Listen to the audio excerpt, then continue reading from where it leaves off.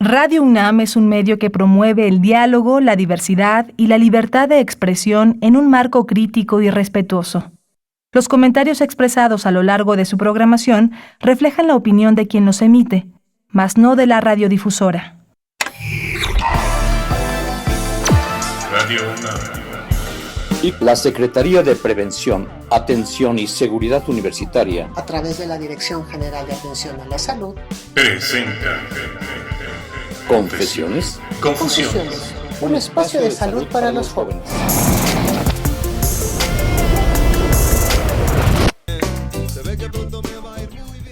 Muy buenas tardes, estamos aquí con ustedes completamente en vivo en una emisión más de Confesiones y Confusiones, agradeciéndoles que nos acompañen como sábado a sábado, y en estas tardes que se han vuelto calurosas les estamos dando las bienvenidas.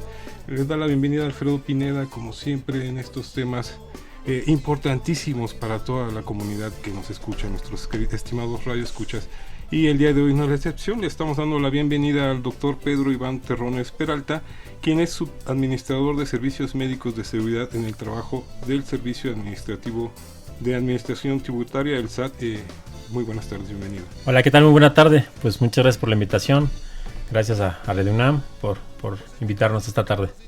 Y bueno, nos acompaña porque el tema del día de hoy es precisamente para variar una especialidad en él.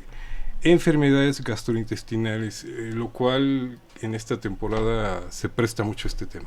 Así es, pues mira, podemos platicar un poquito al respecto y podemos indicar que las enfermedades del tubo digestivo al menos representan dentro de las primeras 3 causas de motivo de consulta en el sistema de salud mexicano. Evidentemente representa tanto por la parte infectocontagiosa como la parte funcional una parte importante de necesidad de atención médica, ¿no? Y entonces lo encontramos constantemente en nuestro día a día, en nuestra consulta diaria. Pero ¿por qué? ¿Qué sucede en esta temporada? Bien, el calor, ¿qué facilita? Pues bueno, al aumentar la temperatura ambiental, en ocasiones facilita la descomposición de los alimentos. El hecho de consumir alimentos a nivel de calle, en vía pública, puede predisponer de padecer ciertas enfermedades gastrointestinales de origen infectocontagioso, ¿no? Por eso es muy importante tener precaución de saber dónde vamos a consumir los alimentos, de respetar nuestras medidas de higiene, ¿no? Me permito mencionarlo. Finalmente, nuestra reciente presentación de la pandemia nos enseñó que la higiene es fundamental para el cuidado de la salud, y por eso motivamos a nuestra comunidad UNAM que continúe con estas medidas de higiene, ¿no? Simplemente lavar los alimentos correctamente, agua y jabón, no necesitamos otra cosa. Agua y jabón, nuestras manos antes y después de acudir al sanitario y antes de preparar los alimentos es fundamental para poder reducir el riesgo de infecciones digestivas. Fíjate que tocaste un tema muy interesante para las estadísticas, dirían, pero bueno, principalmente para la salud, que precisamente en esta temporada de pandemia, por el tipo de cambios de costumbres, etcétera, se alimentó, se comió más dentro de casa, y eso tuvo que ver con el cambio de este número de enfermedades que se presentaban. Sí. Ahora, podemos hablar de este aspecto, ¿no?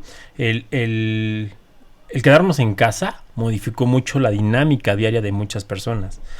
Trabajamos en casa, trabajábamos desde el domicilio, y eso obligaba a tener tantas horas sentado y modificaba nuestro patrón digestivo, ¿no? E incluso por las necesidades propias de cada uno, pues nos obligaba, nos motivaba a 2 cosas principalmente.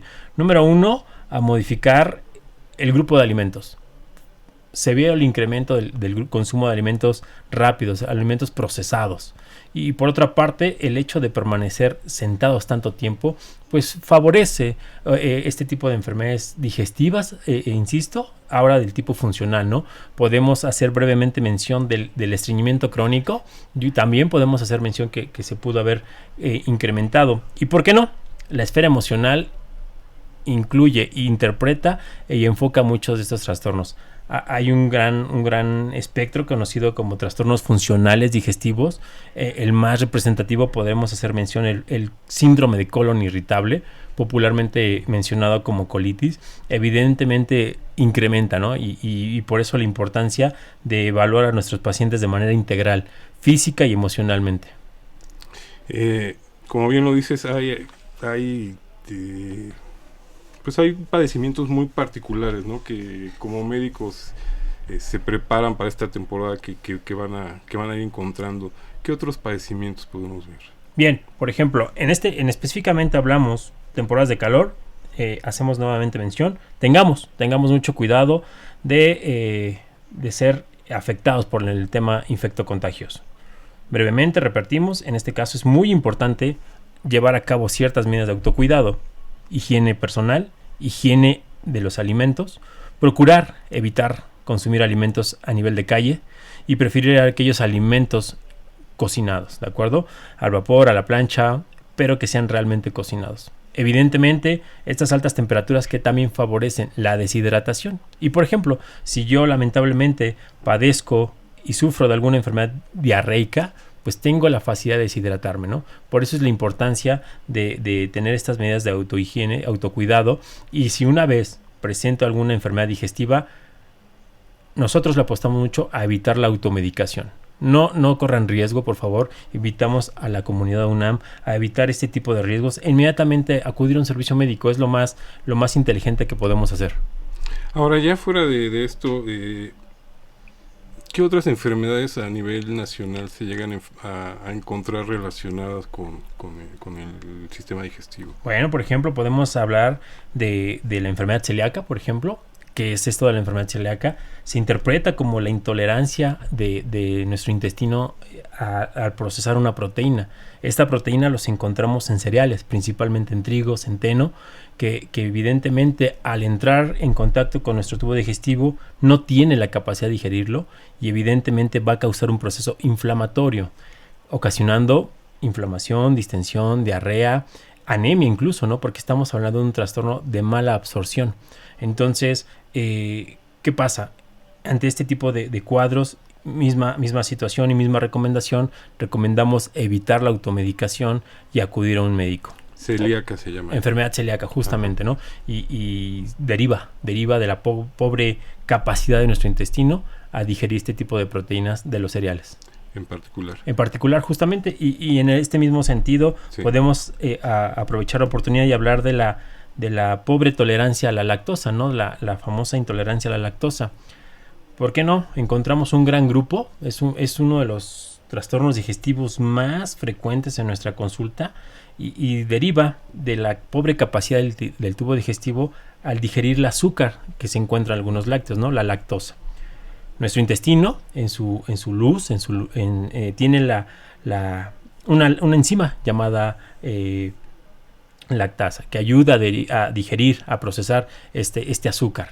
Cuando no lo tenemos, ocasionamos problemas digestivos, ¿no? Misma situación, se interpreta como la pobre capacidad de digerirlos y empezamos con problemas, distensión abdominal, enfermedad diarreica, meteorismo, flatulencia, entre otros de los síntomas más frecuentes, ¿no? Entonces, por eso es muy importante y mencionarlo cuantas veces sea necesario. Evitemos automedicarnos. Es mucho de nuestra comunidad aún, los usos y costumbres siguen permaneciendo dentro de nuestra sociedad y por eso es importante que ante un síntoma de tubo digestivo evitemos automedicarnos y acudamos con un médico especialista, un médico general que nos pueda orientar adecuadamente. ¿Con base en qué? En una buena historia clínica, en evaluar nuestros síntomas y definir cuál es nuestro diagnóstico y evidentemente nos pueda dar el tratamiento o las sugerencias alimenticias que nos van a ayudar a reducir nuestros síntomas. Creo que también ahí tocaste un tema importantísimo, ¿no? Relacionado a lo que tú mismo dices de nuestra tradición de automedicarnos, de buscar el consejo de alguien que creemos que sabe más que nosotros, que puede estar en la familia, puede estar en tus amigos, etcétera, pero nos cuesta mucho trabajo llegar hasta el consultorio con el médico y la imagen que se tiene es, pues, ¿para qué? Si al final me va a dar un medicamento, unas pastillas que pues la comadre también las tiene, ¿no? Pero creo que este punto que acabas de tocar, importantísimo, es la historia clínica. Así es. ¿Qué pasa? Evidentemente se nos hace fácil, hasta cierto punto, interpretar como una enfermedad diarreica como algo común. Ciertamente lo mencionamos al principio de la plática. Es uno de los motivos más frecuentes de búsqueda de consulta en nuestro país. Y eso hasta cierto punto puede interpretarse que es muy sencillo tratarla, ¿no? Y entonces justamente caemos en ese mal círculo vicioso en donde tomamos un remedio, remedio 2, tercer remedio, hasta el cuarto remedio, y ya cuando empezamos a tener un ataque general, síntomas un poco más agudos, es cuando nos motivamos, ¿no? Y eso complica muchas veces el diagnóstico. ¿Por qué? Tomamos medicamento 1, medicamento 2, antibiótico, y cuando llegamos a la consulta, al consultorio o sala de urgencias, pues ya modificamos brevemente el cuadro clínico y evidentemente pues complicamos el diagnóstico, ¿no?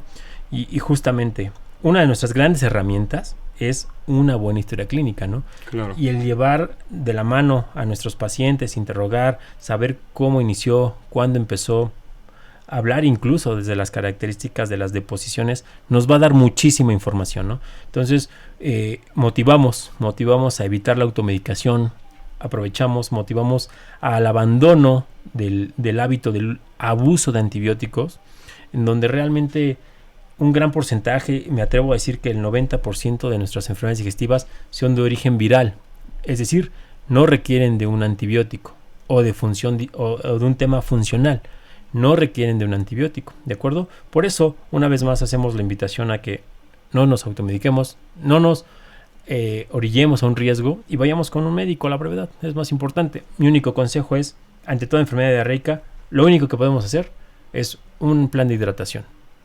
Aprovecho.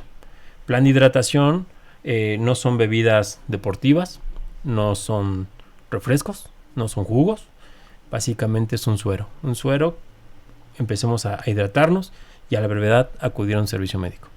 Importante esta parte que nos está comentando el doctor Pedro Iván Terrones Peralta. Vamos a un breve corte y regresamos aquí con ustedes completamente en vivo en Confesiones y Confusiones. Confesiones y Confusiones.